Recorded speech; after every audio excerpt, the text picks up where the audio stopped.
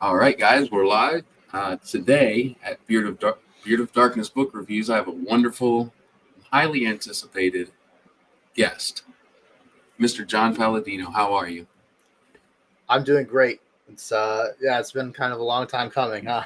dude? Yeah, it has. And if you guys are unaware of what we're speaking about, the first time when we were scheduled, my wife she thought she was in labor. She wasn't. And then the second time, she sure was. So Yep. had to reschedule again, but we're here now. Right. So Third time's a charm, right? absolutely, that's what they say at least. So you are an indie author of the Trials of Ashmount, which is, if anybody has seen my review of it on FanFi Addict, knows I love it.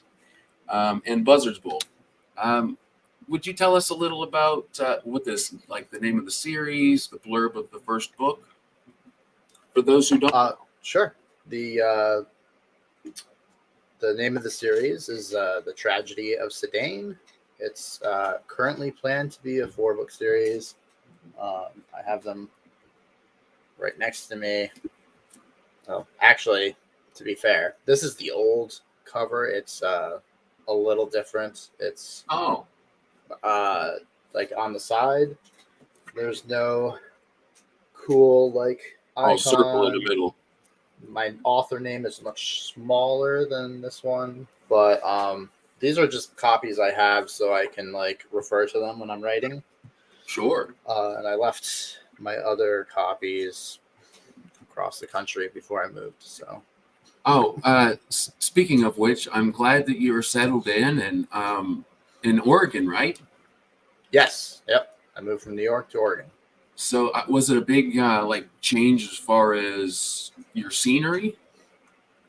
Actually, the scenery is somewhat similar. It's odd. The two coasts seem to be kind of similar in terms of the trees and stuff. I don't know. No, so you were northern New York.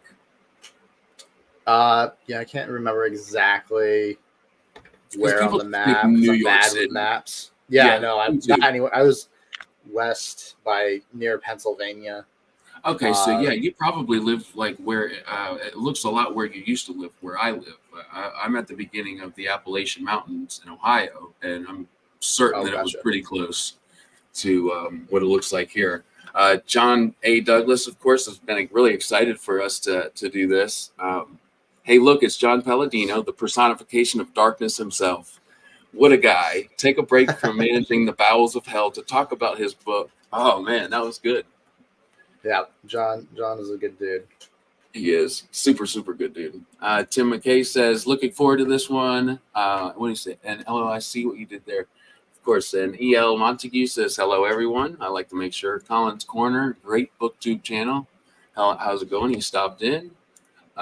Right Shift, I like to make sure I catch everybody because I think that's polite. And Mr. Ganesh, my first question is, what did sushi do to you? That's a question about my Twitter bio. Oh, yeah, that's Because right. in my Twitter bio, I have I'm taking a stand against sushi. Uh, I don't know why everyone likes it so much. Now, to be fair, this might be kind of like a "what are you talking about" thing because I've never actually tried sushi. I'm so disgusted by it. I don't want to. Like raw meat and fish and Yeah, stuff, it's just not for me. I'm a no. cooked meat person. And yes, I lump fish in with meat. I know that's a grave sin, but I do. Well, I have to agree with you. I always told myself, just as a rule, that I would always try everything once. And thank God nobody's ever asked me to try sushi because I would have to. I can't break my own rule. Um, Mr. Charlie Cavendish, hey gang, thanks for scheduling this on my lunch break. I did it specifically for that, Charlie. So, yeah, would you tell us a little bit about the Trials of Ashmount for those of uh, who are watching that may not know? Sure. It is a grimdark fantasy. I would say it's very heavily inspired by Joe Abercrombie's characters, with meshing it with a George R. R. Martin world, just a big world, lots of politics and stuff. And There's 5 POVs that are kind of navigating different parts of the world, and very, very, very, very slowly are kind of coming together. So a lot of people expect more of like a resolution in the first book, I think, than I have in terms of the POVs like meeting up and mattering to each other. That's not the case. If you're someone who goes into the first book like, okay, these are the 5 stories and they're definitely going to meet up by the end, I'm sorry, that's not exactly what happens. You will see some crossovers, but I always like to give that little disclaimer because I have noticed a lot of people are a little like not mad or irritated by it, but just like it feels like the whole book is kind of an introduction. And while that's fair, I suppose if that's what you're looking for, I suppose it is. I always like to just make that known that it's kind of a slow build up in terms of people kind of intersecting. Sure. But the basic idea is that there's 5 people. They're all in kind of shitty situations, and there's kind of 2 major events that are happening. You have the magic school, which teaches these the Magici to I call them Magici. It's kind of a made up word for my books. I kind of get sick of seeing the same word over and over used. Yeah. No offense to anyone who uses it. It's just for me, I could never decide which word I wanted to use between mage and magi and any of the other iterations. And I was just like, you know what? I'm just going to create my own so I can figure it out. And so that's what I did. But there is a significant magic system, a school, and I guess one of the subplots would be like kind of learning how the magic works / realizing that maybe this school and this whole hierarchy is a bit more dirty or corrupt or not as good as it might seem. And then on the other side of things, you have 2 like wars breaking out, and they are affecting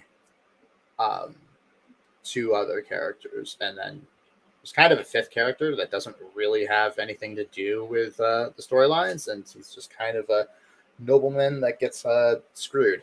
And I don't really have much to say about him other than that seems to be a lot of people's favorite character. Yeah, but, I agree. I agree. He's a fun one. I'm trying to be really careful here because I don't know how much. Well, I think that you're doing wonderful. Spoilers to talk about. You're doing wonderful with it, and I want to make sure before I forget because I have a constant brain fart.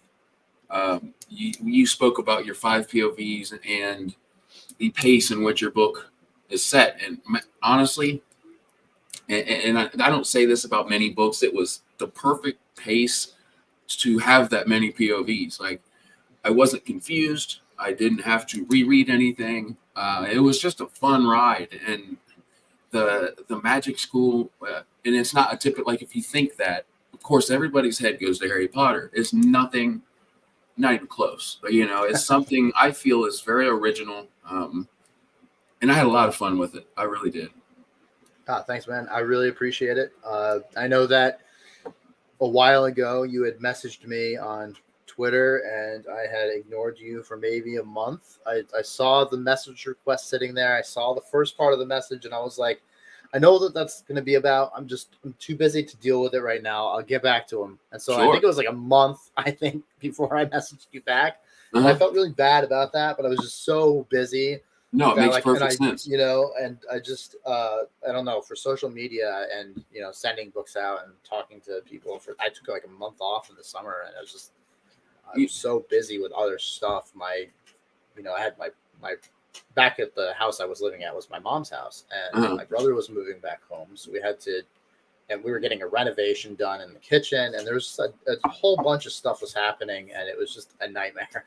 Oh, and I want to make sure to speak on that. Like, I feel like you should never, ever feel bad because I'm certainly not offended at all at that at all because everybody who does what you're doing or what I do if you have to take that break. If you don't, you will be overwhelmed. And really, me having a new baby kind of gave me that break that I really needed to take beforehand, because you just get overwhelmed very, very quickly. So kudos to those who are brave enough to do that and put stuff off, because, excuse me, I mean, you just have to, in my opinion. Go Read Book says that first line, though. It's a good one. It's a good, it hooks you right in. I'll read it. Hold up. Let's go for it. He pissed himself. That's it. That's the first line. It really hits it home. Yeah, there are two things I keep hearing about whenever anyone first looks at the book. The one is the first line, and the other one is Gordy, the name of my character roster. Yeah, People Who May Die. I love that. I also loved, by the way, in the beginning of Buzzard's Bowl, the character recap. Yeah, the character recap is, I want to make sure that I'm saying the shit people did. Love it. So many people were so excited over People Who May Die that I was like, I got to do something in book 2 that's and a recap. That's the best. I thought that was the best place to do it. The shit people did. I was like, that's great. I mean, who can't understand exactly what you're trying to get across with that? And to have a recap, I think, is very thoughtful, because these days everybody's reading 2-3 books at a time, and if they're not, they're reading one after another. And I think it only helps the author and the reader both. So, yeah, originally I wasn't going to, and then I think I was mid-editing book 2, so it was already written, and I read somewhere online someone was praising someone else for using character recap, and I was like, oh, I can write one of those up real quick, so I'll just do that, and so I did. I think that's a great idea. Michael here, he's a regular on my lives. I really appreciate him. He says he's sold. Honestly, Michael, it's a great book, wonderful book. Especially if you like a darker fantasy or grimdark fantasy, it's fun.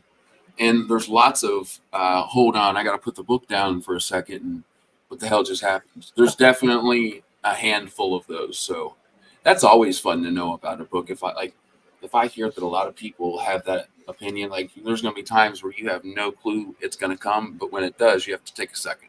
It's like, okay, I definitely want to read that. Much appreciated. Absolutely. John says no one is safe in John's world. Would you agree? I would say that's pretty much true. I even now I have the 2 books written, planning on 2 more in the series, writing book 3. You could ask me the fate of certain characters, and I might have an answer, but I kind of, I don't lock anything in for sure. I think I have 2 scenes in my head that I want in the book, the last book, that I'm pretty sure I don't want to change. So I could probably tell you the fates of 3 characters total, 2 characters that I have those scenes for, and then I have an idea for this sequel book for another character. So that's 3 characters. Everyone else, I'm I don't know what's going to happen yet. Yeah, no, I think that as an author, so you're saying you kind of go as you write. Are you a pantser or do you outline? Oh yeah, I'm definitely a pantser. I don't outline anything. That's impressive, dude. Except mentally. Well, what happens is I'll write the whole book, and then I'll go back and kind of fix a few things to kind of make it flow better. So some foreshadowing or some I changed how things work here. I need to go back and fix that there. But so did that take time? Yeah, I don't plan anything. Did that take time? In the first book, I didn't realize how bad pantsing can be for consistency, and how some things that happen can come off as too sudden. And so I had a different editor then, and she was pretty great. And she was like, listen, I know you're a pantser, but this is like going like these some of these twists happen too fast. It's unexpected. There's no hint toward it. If you went back and did some foreshadowing here, and you did some stuff here, then if someone like rereads it, they'll see things coming. It'll be a lot better. And I was like, oh, okay, cool. So I did that, and then I switched editors for book 2. Now I work with Sarah Chorn, and really it was more of just the first editor was too expensive, but I switched editors, but I kept that lesson kind of in mind when I wrote the second book, and I went back and I kind of did a lot of that stuff, and I don't know if that was successful, but well, I'm very excited to read. I'm excited more. I didn't know that you were doing 4 books. There's a question later on that you have where you might be even more excited when I answer it. So all right. I don't know. We'll see. Cool. So Sean Connolly says, hi, all. Just wanted to drop in and say hi. Big fan of John's work. I'll definitely watch this later tonight, tomorrow, because I got to watch my Niners, crush the Cowboys, love the channel, love the books. That was very nice. Thank you. Hi, Sean. E.C. Greaves, all the way from New Zealand himself, says, hey, I was gonna ask if you had a list of who'd die, but somehow that you kill on a whim is more okay. I know what you're saying. Yes, it is. I think so also. So I don't want to give any spoilers for anything, but there is an example I can give, and I'm not going to even tell you what book. But I was writing a book. Maybe it's book 1, maybe it's book 2, maybe it's book 3, maybe it's a different book. I don't want to give anything away. Sure. But I was writing this book, and I had these characters that I was writing throughout the book, and my whole plan was, okay, they're going to be major characters continuing longer, throughout, and then something happens, and like I couldn't figure out a way that didn't feel like a Deus Ex like Machina to like keep them from dying. I was like, they have to die, right? Like there is no other way to do this. And so it really hurt me because I wanted to keep them going, but I was like, well, logically, I just like this person here is not going to let this happen, and this person here is not going to be able to do anything here. So they died. I didn't even plan on them dying. It was just the pantsing situation ended up that way, and I killed some characters that I wasn't planning on killing and didn't want to kill. But, yeah, it happens. Super cool how you when I hear that somebody's an author's writing and their writing takes them to a certain spot. I can't relate with that, and I hope to be able to someday. But it's really cool to hear because it just seems impressive to me because you're on your way and you think you know what your characters are going to do or how this is going to end up, and you find out through your own means without even meaning to do it. Something else happens. That's really cool. It's a lot of fun. A lot of people will argue that you should outline everything, and then there's some of us are pantsers and don't, but the idea of outlining everything makes me not want to write. Wow. It's crazy. I just can't I can't spend that time. I don't know. If I know what I'm writing, this has actually happened with some of the books. The Trials of Ashmount is a very good example because one of the main characters in the Trials of Ashmount is a student of the school. And before I even started writing the book, I kind of had this character's arc in my head of the first book, particularly the middle section of the book. And when I got to the middle section of the book and was writing this specific character, Keldon, I got writer's block almost every time. I just didn't want to write. I was so bored. I hated doing it. And it was a struggle. I almost stopped writing the book. Which is crazy to think of. And actually, it's 100% the reason why there's interludes in the Trials of Ashmount. And because I was writing a Keldon chapter, and I was like, I can't do this. I'm so bored right now. That instead, I was like, let me just try writing something just not even related to this. And it turned into an interlude in the book. And that was the royal chapter. Wow. That was not even supposed to be in that book.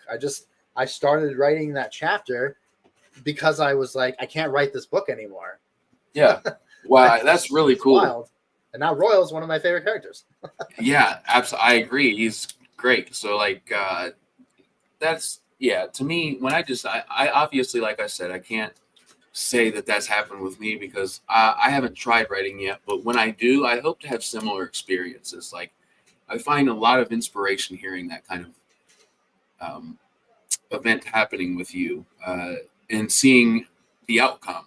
So, You know, and just to interject real quick, it might sound like fun to you, but you might end up struggling and having a really hard time with it. And if that's true, you really should try outlining because it works. You know, everyone's different and different strategies work for different people. And if you find that it's not working for you, try something else because even though it sounds like a lot of fun, sometimes it's just like not something that will click with you. So I know for 100% fact I cannot be a pantser purely. Okay. I've tried it. So that's when I realized. So I'm very ambitious about wanting to write, and I knew that at the time. And when I tried, I knew I didn't have the tools to do it the right way and be successful, which is why I started the YouTube channel. And since I've started gaining some tools, but I know still for a sure fact, I am not a pantser. If anything, I'm not 100% an outliner, I don't think either. But of course, until I try, I won't know. But definitely not a pantser. And EC Grease says that makes it so much more honest and genuine. They're telling you the story.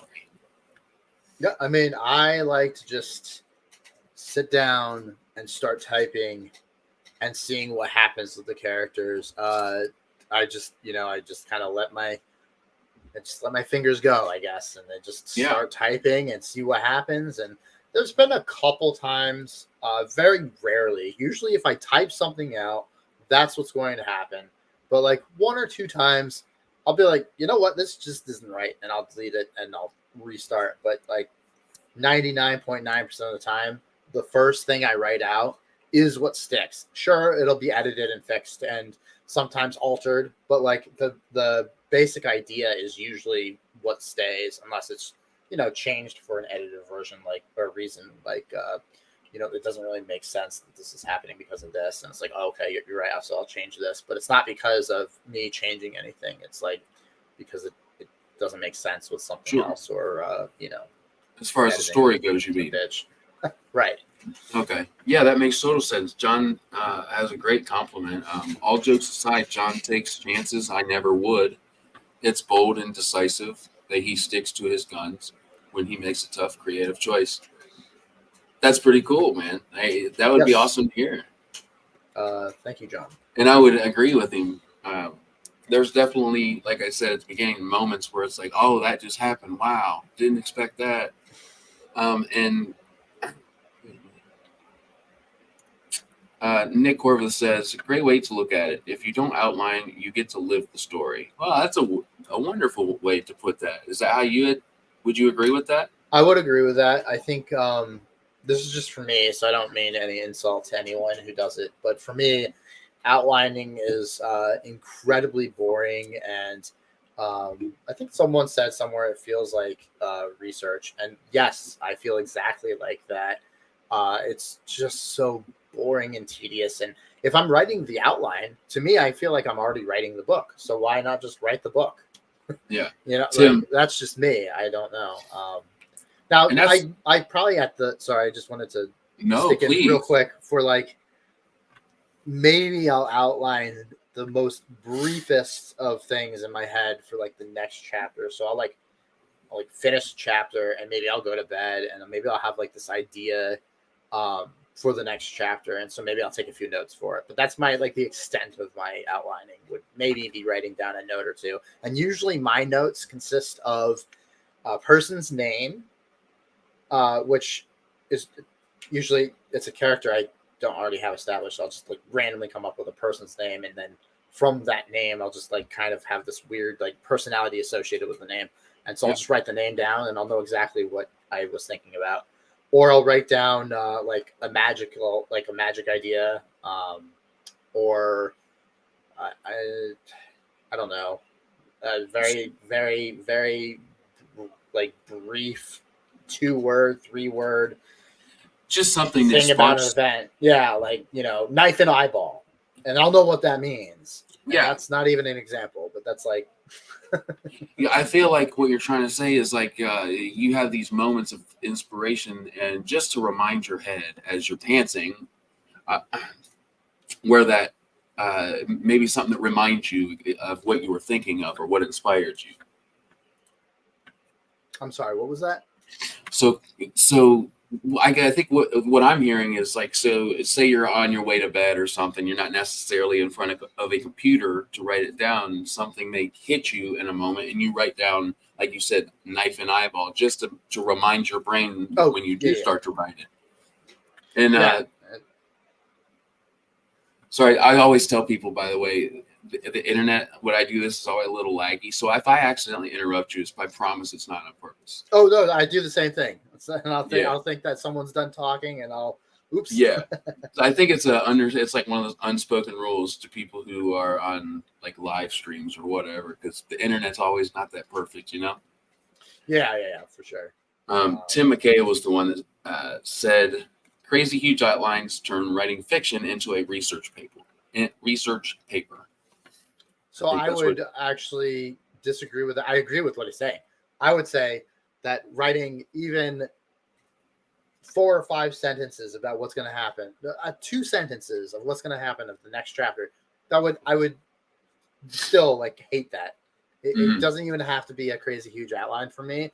It's like just planning the whole chapter would like kill me. Just take the inspiration out of it for you. Right. Go to take the want to. I get that. That makes sense to me. Now, I think you said another really important thing.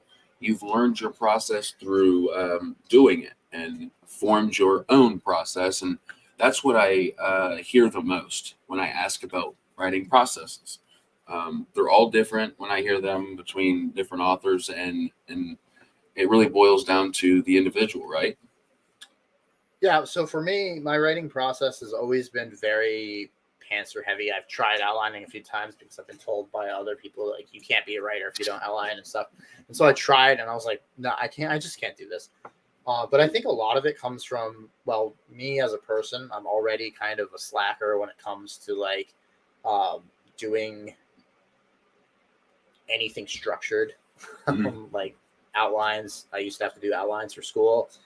Yes. Them, all that stuff. I can't stand it. And then as a kid, I learned how to play Dungeons and Dragons in high school.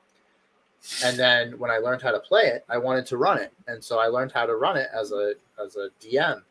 And one thing that you need to do as a DM is react to your players on the fly and just keep things going and kind of pants your way through the game by creating things. And I think I got so used to that type of storytelling that I couldn't possibly write a different way if I wanted to. That sounds really cool. I always hear about Dungeons and Dragons, and I found reading later. I was like 29 when I started really loving to read. And in high school, if you would have told me that I was going to be an ambitious reader and aspire to write, I would have absolutely not believed you. Through life situations and stuff like that, I found that. But that's always cool. Where did you find yours? When was it in your life that you knew that you wanted to write? Okay, that's a really interesting question because I don't actually know if I have like a specific time when I knew I wanted to like publish an actual book. So when I was in high school, I think I was a junior, and my best friend at the time, he said, we were just talking about writing in general, because what we used to do is we'd both be writing, and then we'd kind of trade what we wrote, and we'd read it and critique each other. And at one of those times, he said something like, did you know that I forgot what the percentage, less than like 1% of all people who say and try to write a book actually finish writing a book. Mm-hmm. And I was in 11th grade, and I was like, really? But it seems so easy, even though I've never done it. Yeah. So I'm going to write a book. And so I wrote a full book in my junior year in high school. I finished it. It was That's impressive. sci-fi. I wrote the whole thing. It wasn't good, obviously. The but stepping I wrote stone. it, and I loved it. And I started writing the sequel in my senior year. And I wrote, I don't know how much, at least probably like half of the book then. And then I went to college and I stopped. But yeah, I wrote a whole book when I was, a kid, and it was big. I still have a lot of it printed out. Unfortunately, I don't have the whole thing. I'm really sad about that. So you found a lot of enjoyment through that? I loved it. The magic system in the Trials of Ashmount actually came from my writing when I was a kid, around that time. Wow. The whole, as you consume magic, you age physically in real life. I loved that. I came up with that when I was a teenager. Now, all of the other stuff in the Trials of Ashmount I created now as like an adult, but that very base idea that like consuming magic made you age, and the more powerful stuff that you used, the more you age. That was something I wrote about when I was, I don't know, 17 or 18, probably 19. I don't know. It was very young when I came up with that. And actually, I still remember a scene. I don't remember if I wrote it or if I was just thinking it, but the idea came from like the main character, or maybe not the main character, but some like, warrior teenage like kid that's like a protagonist or a major character who's been mortally wounded, and like his best friend is a healer and like heals him all the way, and he's delusionally like kind of fading in and out of consciousness and stuff because he's dying, but he's healed, and then he opens his eyes and he's looking up at this old man who he doesn't recognize, and then the old man speaks and he recognizes his friend's voice. And it's like, oh my God, you just like healed me, but gave your entire life up, basically. And so that kind of like is where that magic system idea came from. That scene, there's a scene in the book that happens very similarly to what you're saying, and I'm not going to get too much into detail just because it would spoil some things. But it was really cool, just the way the magic system works, the different roles that people play in that magic system, and a little bit of corruption, a lot of corruption behind the scenes that you don't necessarily expect to be there, which was really fun. Along with the ending, that was also really fun. Thank you. Yeah, so I like to say certain things that impacted me without, like you said, the spoilers and stuff, because I guess if somebody spoiled your book for me, I'd be real pissed. I'd be like, hey man, that's fucked up. Right? Yeah, I'm very anti-spoilers. Not everyone is, but I can't stand it. I know. It's funny you say that. It gives me a memory of watching Mike's book reviews. Very huge channel. Oh yeah, I like Mike. I've talked. Yeah. Oh, that's awesome. He does a great job, and how much shit he gets for. He doesn't do spoilers. I don't think he does, but some people will bitch at him in the comments about, hey, you spoiled this and you spoiled that. Like, I think that's really mean because, you want this guy to review books and speak about them to entice you. And then you take that little bit of information he's giving you and call him a spoiler kind of. Anyway, that's really unfair. David T. List is here. Thank you so much, man. Howdy, guys. Good to see you both. Yes, sir. You too. Thank you, man. And E.L. Montague had a question. Do you do anything to tease the start of your next writing period, or just sit down and figure it out, like the first sentence of tomorrow's scene? I will say yes and no. So sometimes I don't, but sometimes I do. I was watching an episode of, I forgot the name of the podcast now, but they stopped doing it. It was the podcast with Michael Fletcher, Dirk Ashton, Rob Hayes, and Jed Hearn. Yeah. I don't know why I can't remember the name of it, but anyway, I've seen it as well. I know what you're talking about. Yeah, and Michael Fletcher said never stop at the writing at the start of or at the end of a chapter or section. always stop like mid sentence or like mid scene. Wow. And I didn't believe that at first, and then I was like, I'm gonna try it. So I wrote like part of a scene, and then stopped, and I went back, and man, writing when you stop in the middle of a scene that you already know, it's a magical thing because there's no like waiting. You just jump back in because you know exactly what's happening, so you can That just makes so go. much sense. And so yeah, if you can do that, I've kind of started doing that now where like I won't I always used to finish very neatly. It would be at the end of a chapter, the end of a scene break. It would be something that was like sectioned off. Like, okay, I'm done. I got like the end of the scene. Good. Yeah. But then you sit back down and then you're like, okay, now what? And that can take you 30 minutes to get going because you're trying to figure out exactly what to do. But when you start in the middle of a scene, you just cruise and then you're like into it. And then you get to the next scene or chapter and you're like, you've been writing. So you're like ready to go. That's a lot. brilliant. It's really good. Michael Fletcher is a smart guy. I can't wait to speak with him. I got him on the schedule. So it Nice. sounds like it's a really wise guy. And Tim says that's such a fantastic advice. Unless the last chapter ended on a cliffhanger, starting a new chapter, especially fresh in the morning, is so much harder than picking up a scene where you left off. I agree, and I haven't written a whole lot. I've written some, but very little, and it just makes sense what you said. David says, "I love to hear John's experience with John Gerald as literary agent, if he cares to discuss it." Well, I just submitted to John Gerald. I don't really know much about the guy. I know he represents a lot of indie authors. But yeah, I submitted to John Gerald and he rejected me. He said he liked my stuff, but it just wasn't enough for him to take. He said, if I take you on, I really want to love what like I get. And I liked what you wrote. It wasn't enough for me to like take you on, which was sad. But, from what I've seen of John Gerald, he seems like a really a nice person, or a good agent. He represents Rob Hayes, Ryan Cahill. Okay. Can't remember who else, but a lot of big names. And it was the one agent I submitted to that I was like, you know what? I actually have a chance here because a lot of the people he represents write, I think, somewhat similarly to me.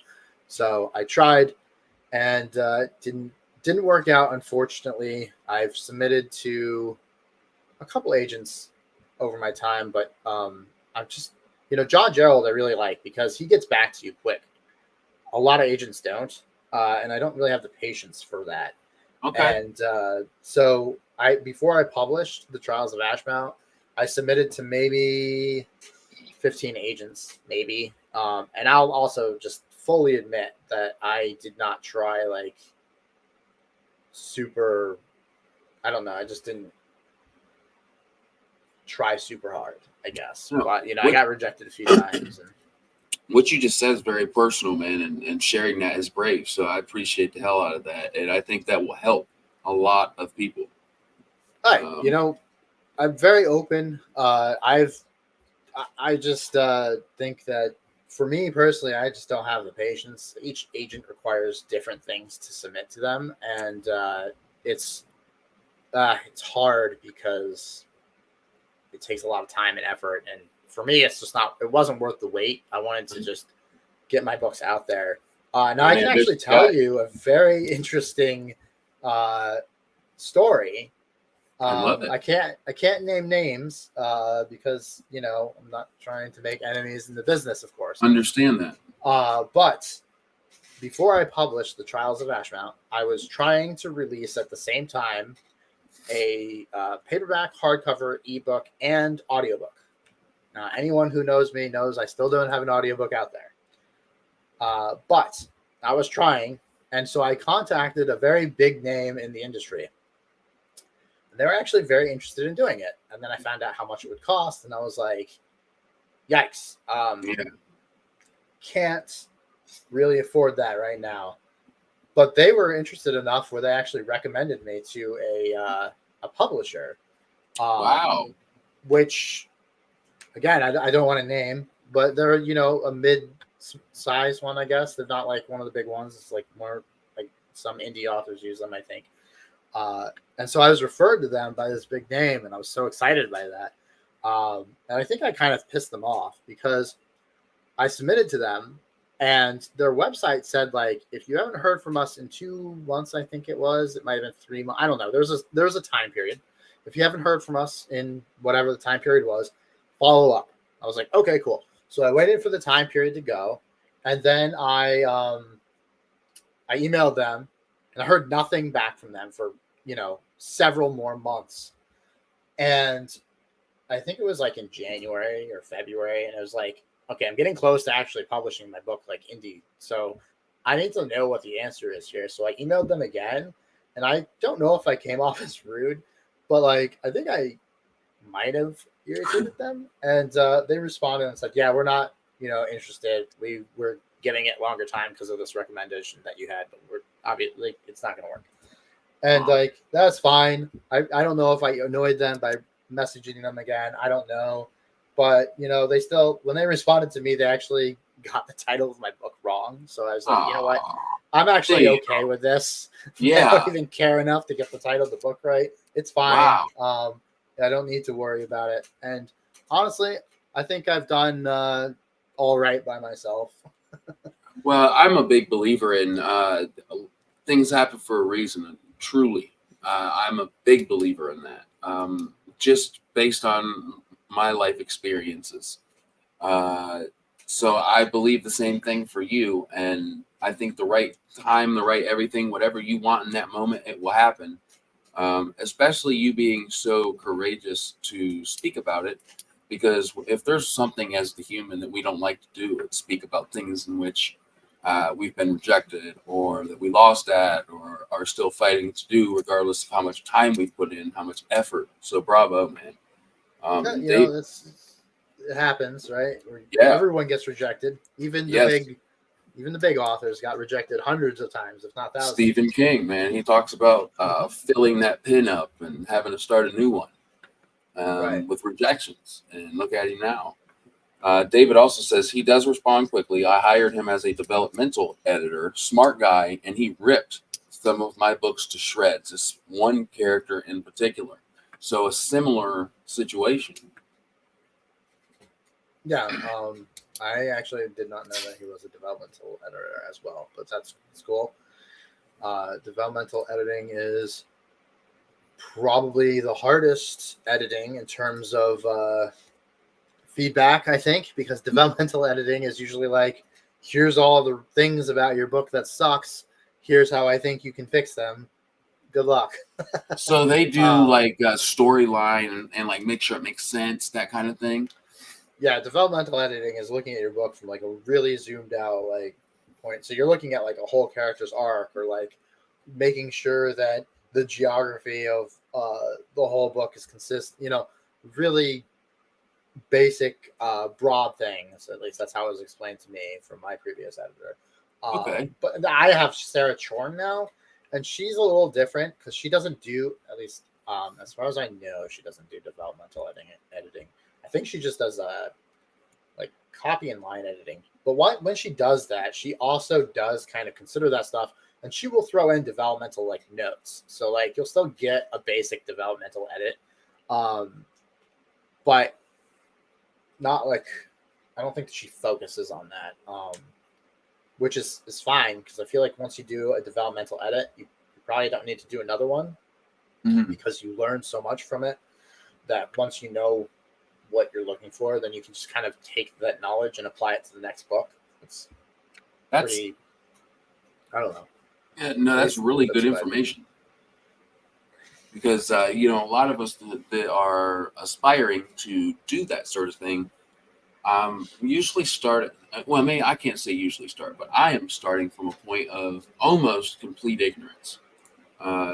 Based on, I just basically started my love for books a couple years ago. So I'm searching for things like that, like the definition of a developmental editor and the inside scoop, if you will. So I appreciate the information. I'd also be curious to know when you started writing Trials of Ash Mountain, how long did that take you to write? So let's see here. COVID was that 2021, right? So it would have been the winter of 2021 when COVID started. I was an assistant manager at a Burger King, and I was also in college for my last semester for my bachelor's degree. And it was kind of funny because all of this stuff kind of happened at the same time. COVID happened. I was about to graduate, and my work was starting to kind of screw me over because of COVID. They took a lot of hours away. They took a lot of help away. I didn't get a raise I think I was supposed to. I got vacation taken away from me. All this stuff happened. And so, I was so angry. I actually sent an email to the CEO of the franchise that owned my Burger King, which I would never do normally. I'm not someone like that, but I was just really irritated. Sounds like you had a reason, man. I was really annoyed. And so I ended up quitting and graduating college in hell yeah, a few weeks next to each other. And then of course that would have been in the early spring or mid-spring, I think. And no one was hiring at that point because of COVID, right? That was when things really shut down that summer. Terrible shit happened, man. And so I was I just had paid off my car. I had very few bills because I lived with my mom, so I didn't have rent. I think the only bills I had was my cell phone bill and my car insurance. I think everything else, I didn't have to pay for because I was living at someone else's house. So it wasn't I had to do much. So because no one was hiring at the time, I was like, you know what? I've been writing all my life, on and off. I've always wanted to be a writer. I can't stand, when I first started writing anyway as a kid, really couldn't stand a lot of fantasy because they were all really similar back in the day. Now that was before I discovered Grimdark. That was before I discovered things like Game of Thrones and Joe Abercrombie. And so a lot of the stuff I was reading felt very similar, very classic, very epic. And I really hated it when I was able to predict event by event exactly what was going to happen and laughing at the end of books that people enjoy, which, I feel a little guilty for, but whatever. You're your own person. Right. I just needed unpredictability. That's what I needed. And that's when I started writing. And so I've always wanted to get books out there. And so when that happened, when I quit my job, I was like, you know what, I'm gonna write the Trials of Ash Mountain. And so I wrote the whole first book in a year. And honestly, if you're talking about how much time did it take to write, it was probably 5 or 6 months. It wasn't a whole year. I took really long breaks. I wrote the first half of summer, maybe I wrote a huge chunk of the book. And then summer happened, and my mom works from home already. My sister wasn't going to work for COVID, and I had quit my job. So there was the three of us just sitting at home. We had nothing to do, and I had Gloomhaven. So we played Gloomhaven for the whole summer, and I think I just didn't write then. And then I got back into it in the fall, and my dad also lived with us. He has dementia, and so then in the early part of that winter, it got really bad, and so I kind of stopped writing, and then he went into a nursing home in January, I think. You did your dedication for him, right? I did. Not because this sounds kind of assholey, I guess. I didn't do that for me. I didn't care. I had no reason really to do that. But I knew that my mom would really like that. And so I did that because I knew that she would really appreciate it. But really, I wanted to dedicate it to my mom, but I knew that she would be more happy if I like included my dad there too. That's a good son. But you know, uh, and so I don't know. Then he went into the nursing home and I finished writing it, but and then it took me another year of editing before I got it out there. Okay, so around 2 years, right? Is that Yeah. by my calculations? Okay, that's from And what Buzzard's Bowl took me like a year, I think. Wow, that's cool because they're very similar in size. Yes, So I think Buzzard's Bowl is so Trials of Ashmount is 141,000 words. Forgot exactly how long Buzzard's Bowl is, but I think it was 150. So it wasn't that much longer. Yeah, I'm sitting here like comparing the size because you were gracious enough to send me both of them, and I'm very thankful and can't wait to get to Buzzard's Buzzard's Bowl. 160,000. I can't remember. But they look very, very, very similar. Yeah. Nick Horvath wants to know: do you write full time now? I guess it depends on your definition of full time. I don't have another job at the moment. So I guess I write full time. I haven't written in a while. Right now, I have not written since May, I think. So I need to get back into it. I do plan it. I had so much going on, and then I moved and all this stuff. But yeah, I have 41,000 words written of book 3, which is roughly a third to a half of the book, depending on how big it ends up. I don't think that the book would only be 80,000 words, so it's probably more like a third of the book. Ooh, I also have a short story anthology that's all written and almost all edited. I just need to finish editing it. So, and that's in the same world. Oh, you said it is in the same world? Yeah, there's a story with Royal. There's a story with Edelbrock. There's some new characters that will be showing up in later books. So actually, there's some characters in Buzzard's Bowl that have introductions in the anthology. The original plan was to release the anthology before Buzzard's Bowl, but it kind of got delayed. And I had Buzzard's Bowl done, so I was like, let's get that out there. It's not necessary to read this, but I would classify the short story anthology as like a 1.5 type book. Like, I wouldn't read it if you haven't read the Trials of Ashmount, because there are spoilers for the Trials of Ashmount. And I think I have a disclaimer in there, a short story about Doomcrest. John, that's funny. No appearance of Doomcrest in the short story. I'm trying to think. There's 2 short stories of introductions for characters in Buzzard's Bowl. There's a couple characters that are only in the short story anthology. And then there's an introduction to a character who is in the 3rd book. Actually, a couple characters that are in the 3rd book. I think that'll do well because when I did my written review on Fanfly Addict for your book, in fact, it was my first one. I was really excited because it kind of just happened all at the same time. John says, boo, 0 out of 10. But yeah, so what I'm trying to say is I got so many people that I've talked to who felt the exact same way about your book. So there's lots of people who are excited for what's next. Who had their hand or what had their hand in your writing style?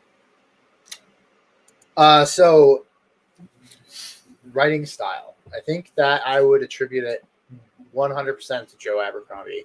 I think there's a lot of differences, but there's 2 things I took from Abercrombie that, or I didn't take. I studied Abercrombie, I guess, when I was reading his books. I was like, why do I like Abercrombie so much? Because Abercrombie's my favorite author. Yeah. And I found out I really like his writing style. There's a lot of like short, punchy sentences. I think I'm already naturally kind of witty and funny as a person. Yeah. Maybe that hasn't been displayed here, but I promise it happens sometimes. We're being serious here about your job. It's not like we're having a natural conversation about like where jokes are easy. You know what I mean?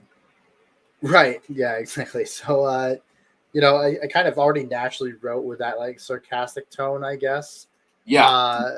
And so that's, I guess it's natural that Abercrombie's my favorite. I kind of identified how he does characters so well, and I was like, man, I like that.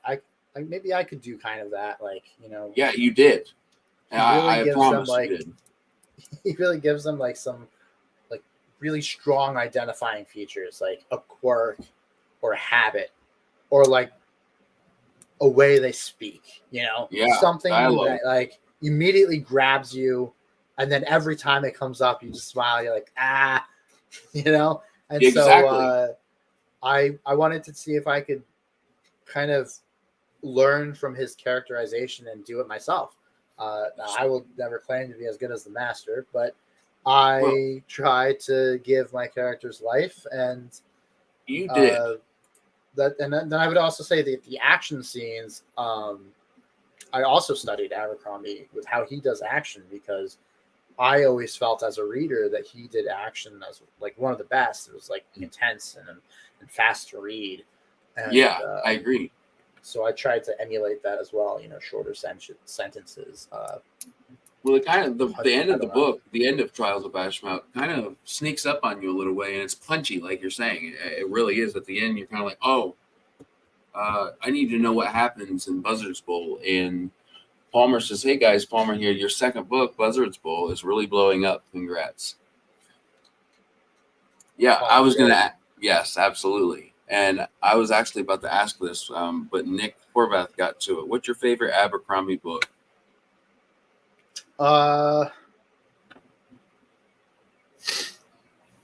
It's. Hold on a second. I know this is embarrassing, but No, I have to look up the name of one of them. 100% is worth it. Best Served Cold. Okay. So Best Served Cold and The Heroes are probably my two favorites. Standalones. Yeah, I really like them. I don't know why. I just really liked those two books a lot. People think they have to read the first law, and well, they do kind of if they want to read that, but they should. Yeah, that's what I'm saying. It's, they feel like that has to be their favorite, the first law, because that's such a common answer. I like the first law, but it's too like I love all of not all of them.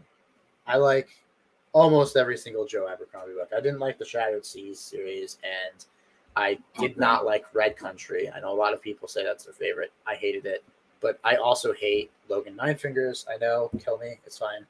You said you don't like him? I don't. He's my least favorite character ever made. I love that take. I love that take. He's a boring barbarian. He he has some fun sayings, but that's it. I don't like anything else about him. My favorite character is probably, I can never pronounce his name right, which is all Dan Luther. I think is his name. That's my favorite character. That's a great take. People usually think it's crazy because it's usually Glockta or Logan. I love Glockta as well. Yeah, that was my favorite. The First Law series has a lot of problems, I think. Like when I read it in real time, and I was much younger, I was a teenager. I read those books right after I think it was the third one came out. Maybe my friend had them and was like, "Here, read these." Joe Abercrombie's what got me back into fantasy again, because I didn't like fantasy. I'd actually sworn off the genre. I think it was after I read Eldest, by Christopher Paolini or whatever. The second book in the Aragon series. I just couldn't do it. It wasn't for me at the time. And so yeah. See the reaction? I told you. Yeah. What? Just all over Logan? Yeah, I see that. He's my favorite. I like E.L. Montague's take on it. I agree. It's like I haven't read Best Served Cold by Joe Abercrombie yet. But if I had, I would be equally excited as I am. Man, do I really want to see an adaptation just based on the success rate of an adaptation? It's never really what you want it to be. Is that how you feel? Are you excited for the adaptation? I don't know. I'm worried about it, I think. Just because of the history of adaptations lately. Yeah. Not been great. Totally get that. I also think it's really stupid and weird to start with Best Served Cold. Like, I thought that was weird. Not even knowing, I haven't read it, but not starting with the first law. yeah, it's odd. I mean, if there was one book that was probably the most standalone in Joe Abercrombie's series, it's would probably have to Best be, Served right? Cold. But like, it's still odd because there's still some characters in there that have like, I don't know. It's just I get it. to me. I really do. I get that. And I kind of had the same take on it. Not reading. I haven't read, like I said, the Best Served Cold, but just what I have heard about it is it's good to read the first law before reading that. He also says, in fairness to Hollywood, they do have to turn 120,000 words into 40,000 and not lose us. Yeah, I get that. Yeah. So as an author, what would you think if you got a call and said, I really want to try to turn your book into an adaptation? Would you be a little apprehensive? Hell yeah, no way. They could do the worst adaptation in the history of adaptations. If they handed me a check, I'm taking the check. I don't All care. right. I That's want honest. that money, right? There we go. At that point, if they're like, "Here's your $15 million sign," I want the rights. I'm taking that money and I'm running. I don't Yeah. care. I know that's kind of a hot take, but that's a lot of money that you get for those rights, and I want them. Right? Yeah, I think that most people would, and it doesn't even necessarily mean that you have to like give away your story. People who read your story is going to know. Yeah, it's like it's sad. It's true. I'm a greedy person. I don't even care.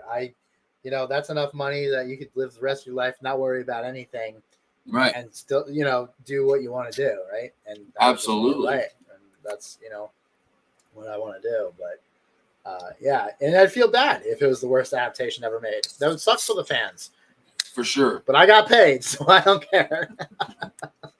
I love it, man. That's funny. Did you let's see, we've gone through some of the questions that I always send like a general list of questions. It always side branches though, as it has and always will, into such beautiful conversations. When did you discover your love for reading or writing? So I honestly don't know when I discovered my love for reading, because I've always read before I could actually read. My mom read to me. Wow, that's great. My dad read to me. So I don't know. I think I've always just read or listened, but really I read since I was probably in second grade, because before second grade I needed eye surgery and I couldn't read. I couldn't physically read or write before then. So I think as soon as I got my eye fixed, I started reading, and I never really stopped. I love reading. That's a wonderful story. You got your vision, and it just sparked it. Yeah, so I was behind in schoolwork. I had to stay back in third grade because of my eye problem. I guess when I was born, I had like a lazy eye, and I had that throughout being a baby. And the doctors told my parents, "Don't worry about it; it'll fix itself." And it never did. And so I couldn't read or write. And so then I think I was in first grade, second grade. I don't remember exactly. One of those grades, I had eye surgery, and then I was reading pretty quickly after that. And then I'm not sure exactly why I was being tested. It might have been because I was behind in schoolwork or whatever. But in third grade, I said I stayed back, so I don't remember if this is the first or the second year. But one of those years in third grade, I was tested for my reading comprehension, and I was already reading at a ninth grade level, which in America is still pretty pathetic. But for a third grader, it's pretty good, especially when you hadn't been reading very long. Yeah. So I was, I just kind of read like crazy after that. And for writing, I don't think I started writing until ninth or 10th grade. But then I wrote on and off throughout my life. That's an inspiring story, because before you got the eye fixed or whatever, you knew what you wanted to do, and it kind of just lingered on until you got that fixed, and I'm sure glad you did. I do want to make. I almost forgot. There's a commonality. Me and John talk often about the darkness of the book, but I want to make sure before people just hear that it's dark. There's a reason for what happens in your books. There's some books that are just dark and violent, and sometimes really sexually explicit, and it's really for no reason. I didn't find that in yours. I thoroughly enjoyed it, and it was a ride. I appreciate that because I understand what that means. Some people do say these books are dark for the sake of being dark, and they don't contribute to the story. No. I've never personally read anything that I thought was written that way, but I also know that compared to a lot of people, I'm very limited in how much I read. And usually I do a considerable amount of research before I choose a book. And so generally 50% sure I'm going to like what I'm reading. More than 50%. It's more like an 85% sure that before I even buy the book, I know I'm going to love it.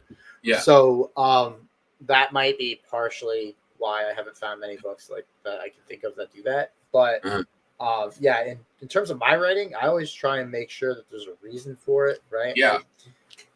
I would never just write something.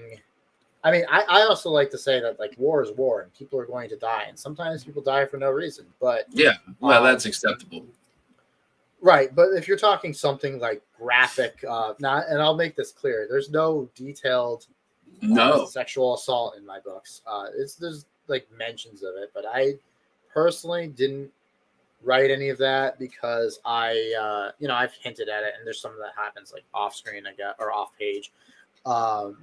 And there's threats of it, I guess, but I don't know. I haven't felt the need to include that. I would never promise I would never do it, I guess, but it just was something. It would have to happen to be the right time. It would have to matter a lot for the story. And there's other things that I've written about that a lot of people think are taboo, harm to animals or harm to children or other things. And, I don't know. You're writing a story. Yeah, you're writing a story. And my real, I have pretty traditional morals and values. And there's a clear difference in writing something that isn't a story and separating that from maybe what you think the author is as a person. They don't coordinate with me. You wrote a story and you put in what you thought was necessary, and I trust you with that when I start reading your book. But I did want to make sure to get this because John did a wonderful job. He done this little meme, and I'm sure you've seen it. But I wanted to play it for the people. I know it. Der Angriff Steiners war ein Befehl! Jeder hat mich belogen, sogar die SS! Die gesamte Generalität ist nichts weiter als ein Haufen niederträchtiger, treuloser Feiglinge! Mein Führer, ich kann nicht zulassen, dass die Soldaten, die für Sie Ihr verbringen... seid Feiglinge! Verreiter, Versager! Mein Führer, was Sie da sagen, ist ungeheuerlich. Die Generalität ist das Geschmeiß des deutschen Volkes! Sie ist ohne Ehre! Sie nennen sich Generale, weil sie Jahre auf Militärakademien zugebracht haben, nur um zu lernen, wie man Messer und Gabel hält.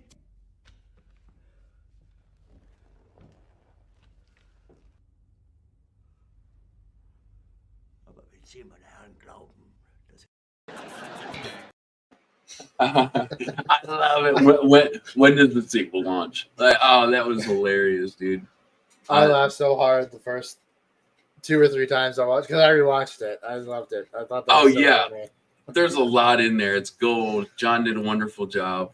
From the sound of it, everybody in the chat loved it. He loved making this.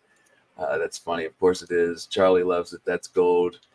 But yeah, there's really no better way to Hitler, obviously, people here can't really understand the German he's speaking, so to add those subtitles just killed me.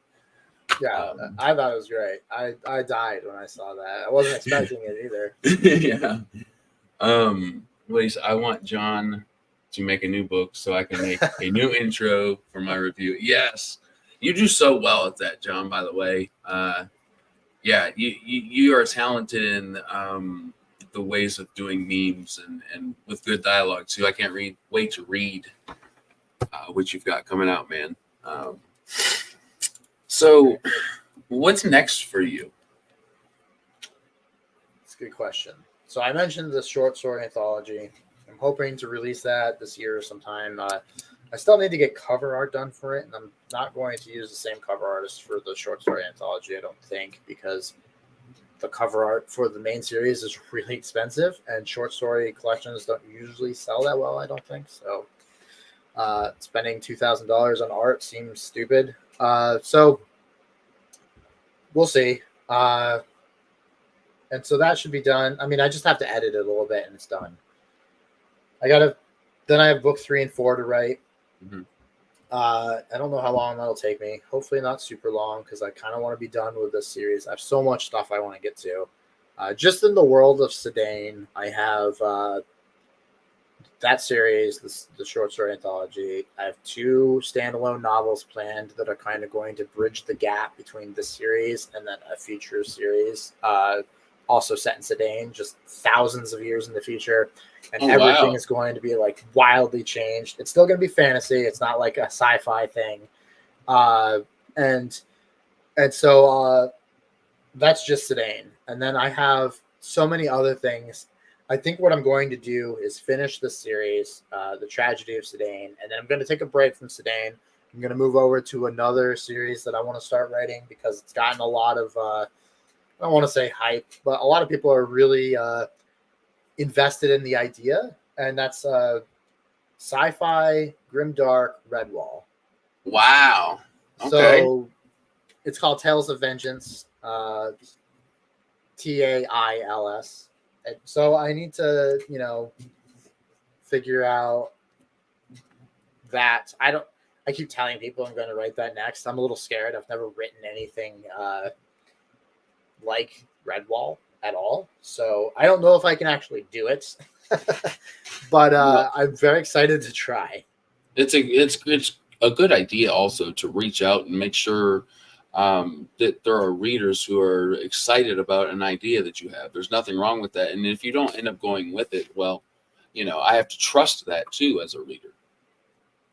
Yeah, John Morrow, he's a reviewer for Grimdark magazine. Yeah, I had him on a couple interviews ago. I thought you did, but I didn't want to say that you did. Yeah, it was great. Yeah, he's very excited about that idea. Actually, I met John a few weeks before I moved. Actually. Oh wow. Yeah, that was great. Yeah. Yeah, he's a super guy. A few minutes away from where I lived, so that was pretty great. That is cool. Let's see here. John, obviously, I think he's a diehard fan, as long with me. Sci-fi, Grimdark, Redwall, I'm sold. And Charlie says, sounds amazing. Love a genre mashup. Yeah, I think a lot of people do. Yeah, we'll see how it goes. See, that's exciting. Well, I think that you have things to weigh out, and like I said, and me, I trust the decision you're going to make. Based on reading your first book, anything that you put out, you can bet that I'd be happy to beta read it or what have you. So awesome! I really appreciate that. Of course. So where can viewers find you and your work? Well, I'm on I guess the 2 places I'm most active. Really, the place I'm most active would be Twitter or X at a grim bastard. That's probably the place I'm the most active. You can, follow me there or message me there. I'm pretty quick to respond a lot of the time. I'm also on Facebook, which a lot of people don't use because it's for old people, and I'm old. But it doesn't seem to be. I unfortunately, mine was actually hacked. Saw you posting that on Twitter. Dude, it was absolutely awful, and it still is because I still can't get access to my account, and there are people going through my contacts, just long story short, causing lots of issues. I've gotten lots of phone calls like, "Hey, is this you?" It's like, "No, dude." And the things that they're doing is just, it really sucks, man. I know humans can suck, but man, it sucks, you know? You can't like reset your password. So basically, and I would like to kind of tell about it just in case somebody does this to you. So somebody who am very trusting of asked me for my cell phone number. Very close with this person. Finding out this person was also hacked. They used my cell phone number. Yeah, they used my cell phone number to get into my account, and yeah, it was over. It was over. So even if you really trust somebody, and like I said, this person is really close. Yeah, she just got hacked as well, and you just have to be really sure about giving your information out. Because they will take it and use it to their advantage and just to get a dime, really. But so we've got Twitter and Facebook. Is there any other links in which we can find you and your work? I also want you to go over where your book is sold.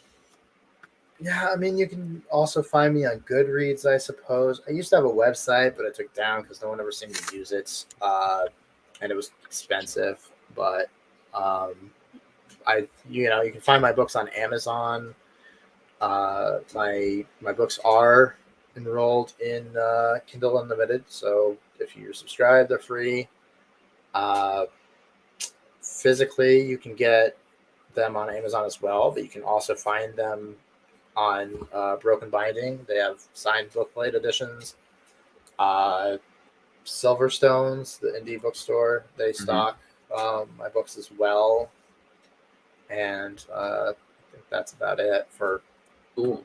Pretty sure you can find them in other places too. Like, pretty sure you can buy them on like Walmart or Target and Barnes and Noble. I don't know. Okay. And sometimes the price is wacky on those sites, so I never recommend them because I don't really know. Yeah, that's why I like to ask, because where you recommend people should get them, I put in my description so that everybody can find you. Did we hit the question, by the way, that you were excited to answer? I don't know if sometimes I skim over. Oh, yeah. What is next for you? I was, yeah, that's what I was gonna talk about. Yeah. Awesome. I'm so glad. Coming. And actually, fun story. See, this is my phone, and I have a notepad on my phone, and I have all these notes for different books. And yeah, I was just refreshing my memory real quick because I have a lot of notes. So I have my notes for 2 standalone books that I was mentioning and the sequel series, a comedy fantasy that I plan on writing at some point, a Grimdark, well, the sci-fi Grimdark Redwall. I have my series called Trinkets of Death that I'm so excited to write, which is supposed to be like the darkest grimdark thing I'll write, kind of in the spirit of like Michael Fletcher in terms of being like stupendously dark. Mm-hmm. I have this idea for grimdark pirates, a post-apocalyptic fantasy novel. I have so many ideas for things. I don't know if I'll ever get to them all. But that's fun to hear about because people are excited about it. I'm super excited for Trinkets of Death. I just don't know. Sounds like it. I have to write that down so I can look for it when that happens. It'll be a while. Cool. I gotta finish Cedain. Well, man, it's been an absolute pleasure having you on. We had a wonderful conversation. Hopefully this isn't our last, and I appreciate the people being here, asking all the questions and all that fun stuff. And it's been fun. Well, good. I'm glad you enjoyed it. What's John say before we get off here? He says, the first layer of hell is just people reading John's book so they can get in the mood for the eternal pain. All right. Well, and sorry about that. Well, guys, until next time, I really appreciate everybody joining, and we will talk next time. And be inspired by something, guys. And thanks for tuning in to Beard of Darkness book reviews. No, thanks for having me. Much Abs- appreciated. Absolutely.